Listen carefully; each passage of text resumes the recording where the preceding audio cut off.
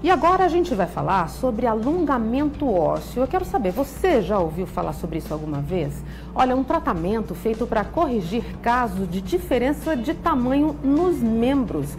Isso pode acontecer assim, essa diferença de tamanho, por um problema congênito, devido a alguma doença, algum acidente. E além disso, tem casos estéticos também, que tem uma certa demanda, né? Esse tratamento pode ser feito até para o aumento da estatura. Hoje, o Manhã Total tem o prazer de receber o ortopedista David Mello. Muito bom dia, seja bem-vindo. Tudo bem, doutor? Bom dia, tudo bem, Tânia, e você?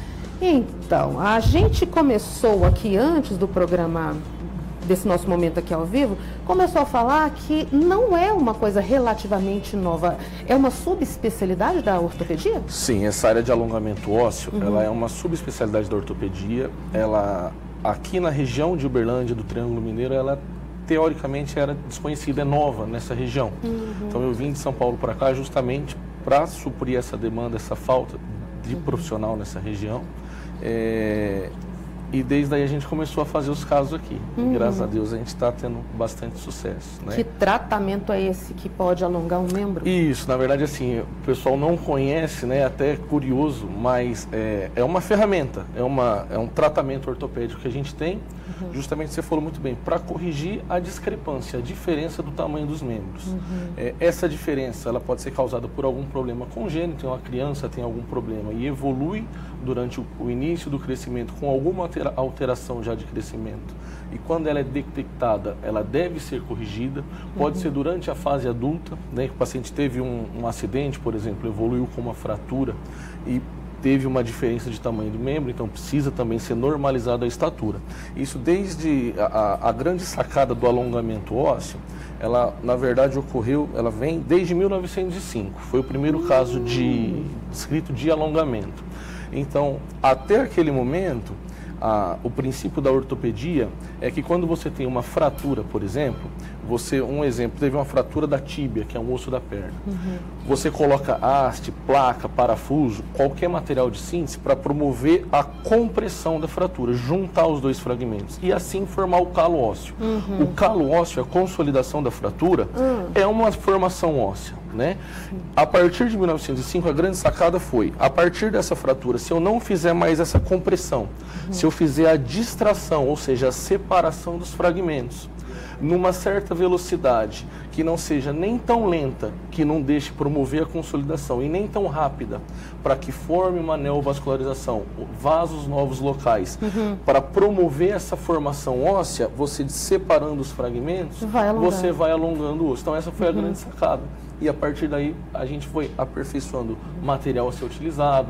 Então assim, o ajuste, esse tratamento, ele depende de um ajuste diário do paciente. Entendi, tem uma adaptação. Isso. O senhor falou na tíbia, esse osso aqui, né, doutor? É o osso maior da perna. São dois ossos na perna. A tíbia, que é o grandão, e a fíbula, que é o mais fininho, o menorzinho. Uma curiosidade aqui, o senhor já pegou, assim, diferenças de que tamanho, só pra gente ter ideia, assim, mais ou menos? Assim, a parte congênita, você tem uma discrepância congênita, depende muito da patologia, né, do problema, mas assim, alongamento maior que eu já fiz foi em torno aí de 12 centímetros de discrepância. Coisa. Isso. Agora, por acidente, às vezes tem casos maiores. Maiores.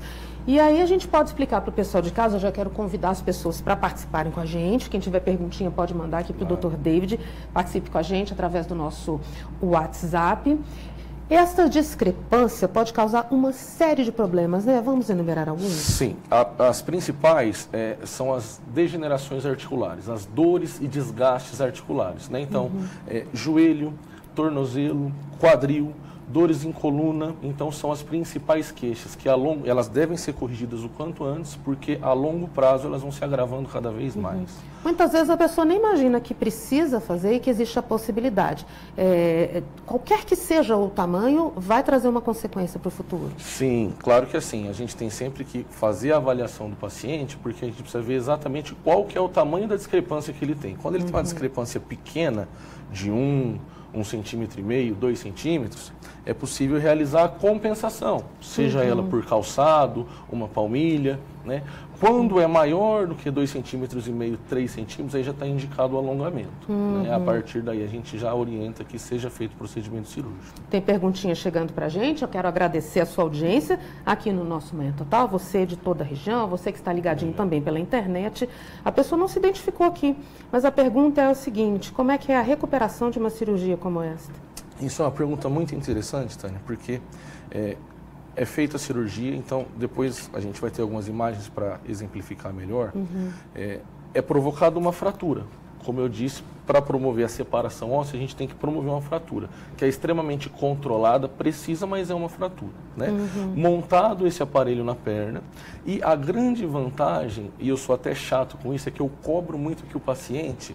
Isso, então olha lá, ali ó, para o paciente, você de casa entender melhor, é uma imagem que você consegue ver que entre o primeiro e o segundo anel, que são essas estruturas metálicas na perna, está se formando um espaço ali, ó, entre os dois fragmentos ósseos. Nesse espaço, se você observar bem, ele vai começando a formar um osso bem fraquinho, uma nuvenzinha lá dentro. Tá? Que com o passar do tempo, então, o paciente ele vai... Essa estrutura ela tem que ser externa, por quê? Porque tem que ser uma estrutura que permita que o paciente faça um ajuste diário. É o paciente que de 8 em 8 horas ajusta e vai promovendo esse distanciamento entre os fragmentos. Tá? E claro que a gente vai observando com radiografia a qualidade desse osso que está sendo formado. Então, a qualidade do osso, ela depende de vários fatores, depende da idade, depende do estado nutricional, depende se o paciente é tabagista ou não, depende de qual osso a gente está alongando. Então isso é observado e, se necessário, a gente diminui essa velocidade ou a gente aumenta a velocidade, tá? Então assim, eu sou até chato para cobrar, e a grande vantagem desse tratamento é que o paciente logo no pós-operatório imediato, 1, 2 dias, ele já pode pôr o pé no chão, pisar, andar. As pessoas temem tanto, né, esses repousos, isso, ficar tanto tempo sem pôr o pé no chão. E é prejudicial, né?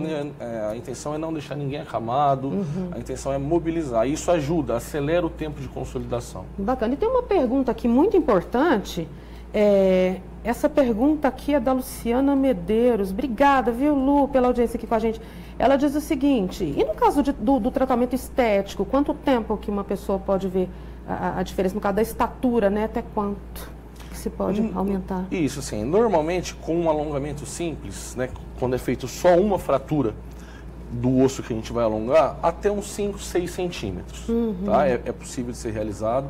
Não existe uma idade ideal para ser feito. Exatamente o que eu ia perguntar. Isso, não existe. Então, se a pessoa tem vontade de fazer, ela pode fazer. Claro que pacientes muito idosos, a gente tem que tomar um pouquinho mais de cuidado, porque tem uma dificuldade maior de formação óssea. Não é totalmente contraindicado, não, mas é um inclusive cuidado. Agora eu tenho um caso que eu vou começar a fazer o alongamento de um paciente de 67 anos. Olha, é sonho. Exatamente. Ele por quer. Diferença, não quer usar compensação mais e fazer o alongamento. Tá certo. Cuidados que se deve ter, procurar um profissional que seja ligado à Sociedade Brasileira de Ortopedia, porque esse acompanhamento tem que ser muito detalhado, né? Sim, procurar às vezes assim, tem até alguns colegas que se aventuram a fazer esse tratamento, mesmo não tendo a especialidade, aí pode aumentar a chance de complicação, né? Então procurar um profissional qualificado, tirar todas as dúvidas antes da cirurgia. Então, quais são os benefícios, quais são os possíveis riscos, né?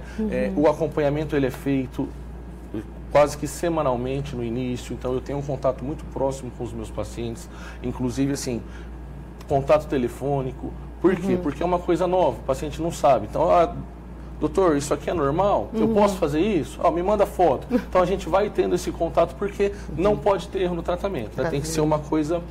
um tratamento seguro, perfeito. Esse né? paciente com tranquilidade. Exato. Quero agradecer muito a presença do Dr. David aqui no Manhã Total. Obrigado. Volte outras vezes para a gente contar aí desses avanços, contar histórias positivas, né, das pessoas. Sucesso sempre. Obrigada. Com certeza. Obrigado pela oportunidade.